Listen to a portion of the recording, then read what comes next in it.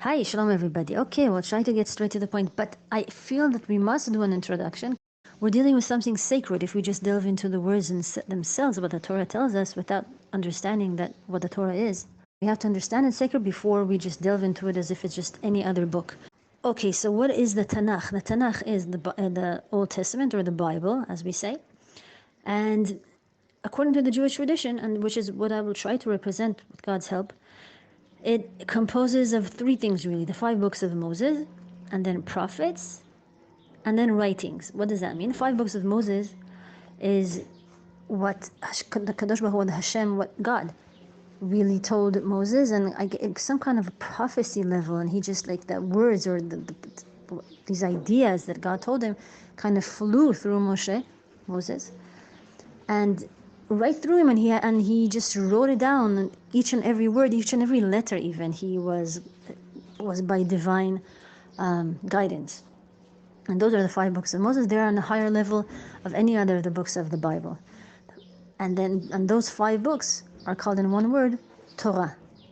So those 5 books of Moses, Torah at the highest level, to the extent that even when they're written usually on a special parchment by a special person, and throughout the generations, if one letter was missing in these any of these 5 books of Moses, one letter was missing or written wrongly, then the whole book was considered not kosher. You cannot use it. So, which is very harsh, because I mean, it takes the person who writes it on a parchment, it takes him like at least a year to write it down, and he has to like go wash himself and everything. He has this whole procedure to like stay holy.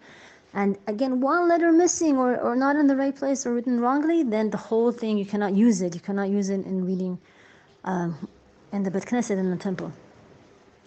But on the other hand, so that's very harsh, but on the other hand, that's what makes sure that what we have till today is authentic. It hasn't changed throughout the centuries, because we know that it couldn't. With all these rules, it couldn't have changed. So what we have to date, even till today, we believe to be authentic, and exactly the same words, exactly the same writing, each and every word and every letter exactly as was given to Moshe Rabbeinu by God. Those are the 5 books of Moses, from the creation of the world till Moses passed away, till Moshe passed away, right at the verge of the entrance of getting into Israel.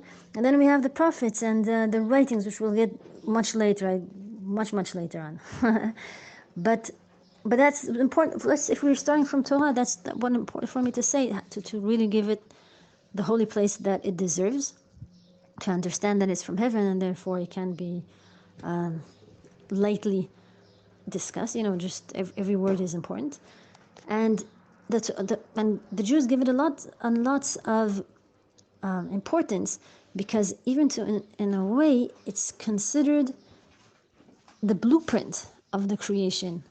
Or it's just like if somebody builds a house, then usually he has a plan before.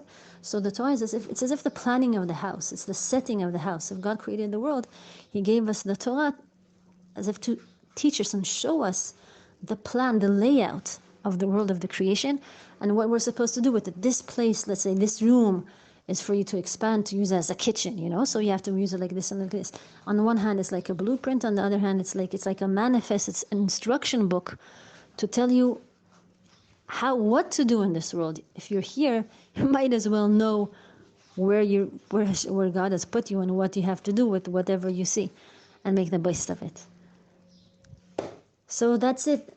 Let's start.